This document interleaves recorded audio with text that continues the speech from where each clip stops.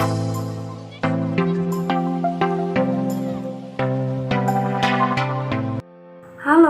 selamat pagi semuanya. Apa kabarnya hari ini? Luar biasa. Yes, yes, yes. Sekali lagi ya. Apa kabarnya hari ini? Luar biasa. Yes, yes, yes. Wah, semangat sekali ya untuk belajar hari ini. Nah, sebelum kita mulai pembelajaran kita akan berdoa terlebih dahulu agar pembelajaran kita berjalan dengan lancar. Berdoa dipersilahkan. Berdoa selesai. Hari ini kita akan belajar tema 4, subtema 1, pembelajaran 1, muatan pelajaran ilmu pengetahuan alam tentang upaya pelestarian sumber daya alam. Sebelumnya, ayo sama-sama simak tujuan pembelajaran kita hari ini. Berikut ini. Yang pertama, setelah mendengarkan penjelasan guru, peserta didik dapat menyebutkan jenis-jenis sumber daya alam. Yang kedua, setelah membaca teks dan menyimak penjelasan guru, peserta didik mampu menjelaskan pentingnya menjaga keseimbangan alam dan kelestarian sumber daya alam dalam bentuk peta pikiran. Yang ketiga, setelah berdiskusi dan menyimak penjelasan guru, peserta didik dapat mencontohkan kegiatan yang dapat dilakukan untuk menjaga keseimbangan dan kelestarian sumber daya alam di lingkungan rumah dan masyarakat. Dan yang keempat, setelah menonton video pembelajaran, peserta didik dapat melakukan praktik pemisahan sampah organik dan anorganik. Apakah anak-anak pernah melihat gambar ini? Ya, ini adalah gambar perkebunan teh yang merupakan salah satu sumber daya alam yang dimanfaatkan oleh salah satu jenis pekerjaan. Jadi apa ya yang dimaksud dengan sumber daya alam?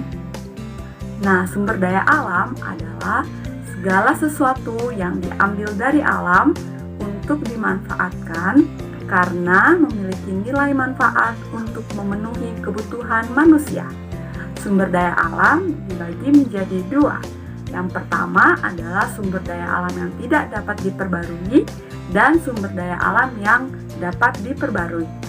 Sumber daya alam yang tidak dapat diperbarui adalah sumber daya alam yang membutuhkan waktu yang lama untuk beregenerasi atau bahkan tidak dapat beregenerasi sama sekali.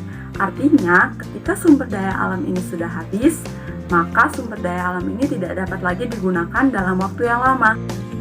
Contohnya minyak bumi, gas alam, uranium, dan sebagainya. Sedangkan sumber daya alam yang dapat diperbarui adalah sumber daya alam yang tidak akan habis ketika digunakan terus-menerus. Dalam artian masih dapat diusahakan agar sumber daya alam ini tetap ada dan tersedia. Contohnya sumber daya alam yang dapat diperbarui adalah matahari, air, angin, hutan, keanekaragaman hayati, dan juga hewani. Coba kalian perhatikan gambar berikut ini. Ya, ini merupakan gambar kerusakan lingkungan akibat tidak menjaga dan melestarikan sumber daya alam yang ada. Salah satunya adalah hutan yang gundul. Berkurangnya pohon-pohon di hutan merupakan salah satu dampak dari penggunaan sumber daya alam berlebihan tanpa adanya pengontrolan. Manusia melakukan eksploitasi hutan yang berlebihan sehingga menyebabkan kerugian bagi manusia itu sendiri dan juga lingkungan sekitarnya.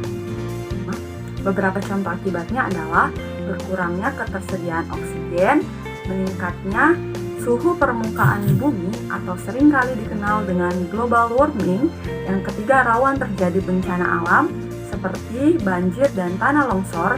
Yang keempat, berkurangnya sumber makanan dan hilangnya habitat hewan. Yang kelima, rusaknya ekosistem hutan. Dan yang keenam, tanah menjadi tandus dan tumbuhan menjadi rusak akibat penebangan. Wah, banyak sekali ya ternyata akibatnya ketika manusia tidak menjaga kelestarian lingkungan dan sumber daya alam itu.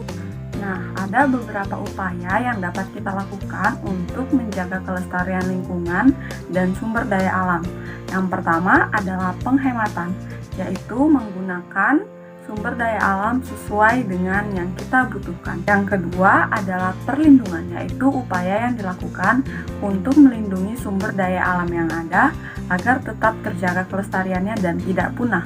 Contohnya adalah penangkaran hewan. Dan yang ketiga adalah pemeliharaan, yaitu upaya yang dilakukan untuk memelihara sumber daya alam yang ada agar tetap terjaga kelestariannya dan dapat digunakan di generasi yang akan datang.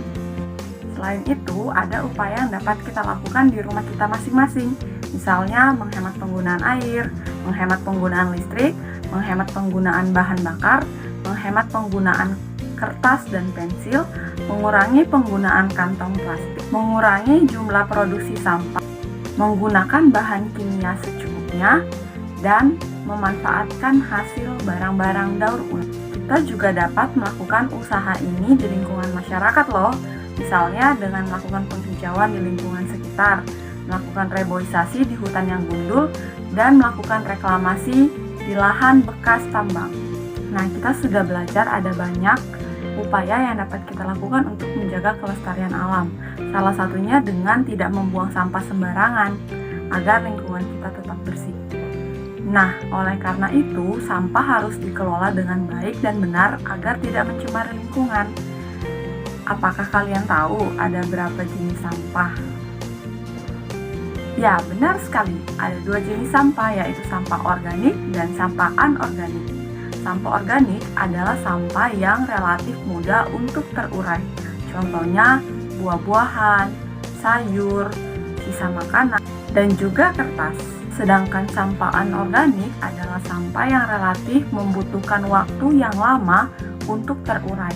Contohnya, styrofoam, kaca, aluminium, keramik, logam, besi, dan sebagainya. Nah, karena pengelolaan sampah itu sangat penting, maka kita harus belajar bagaimana cara mengelola sampah. Berikut silakan anak-anak perhatikan video pengelolaan sampah atau pemisahan sampah organik dan sampah anorganik. Pertama-tama, siapkan 2 wadah untuk membuang sampah. Wadah pertama dikhususkan untuk jenis sampah organik, yaitu sampah yang biasanya mudah membusuk, seperti sayur-sayuran, daun-daunan, daging, dan sampah dapur lainnya.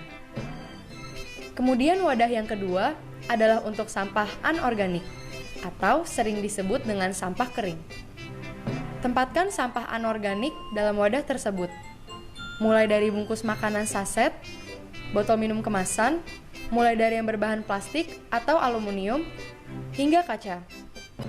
Sebelum dimasukkan, pastikan dulu sampah dalam keadaan kering. Setelah dipilah, kita dapat memproses sampah organik menjadi media tanam kompos. Sedangkan sampah anorganik yang telah kita pilah dapat kita jual ke tukang barang bekas atau ditabung di bank sampah yang dekat dengan rumah kita. Caranya mudah, yaitu cukup dengan mengumpulkan sampah anorganik sesuai dengan jenisnya. Nah, sekian materi pembelajaran kita hari ini. Kita sudah mempelajari tentang upaya pelestarian sumber daya alam, di mana sumber daya alam berperan penting dalam kehidupan manusia. Oleh sebab itu, kita pun berkewajiban untuk menjaga dan melestarikan sumber daya alam agar tetap terjaga dan tidak punah. Dan untuk anak-anak yang masih belum memahami materinya dan ingin ditanyakan, silahkan disampaikan kepada ibu. Sekian dulu pembelajaran kita hari ini. Jangan lupa tetap mematuhi protokol kesehatan dimanapun kalian berada. Kita akan menutup pembelajaran kita dalam doa. Berdoa dipersilahkan.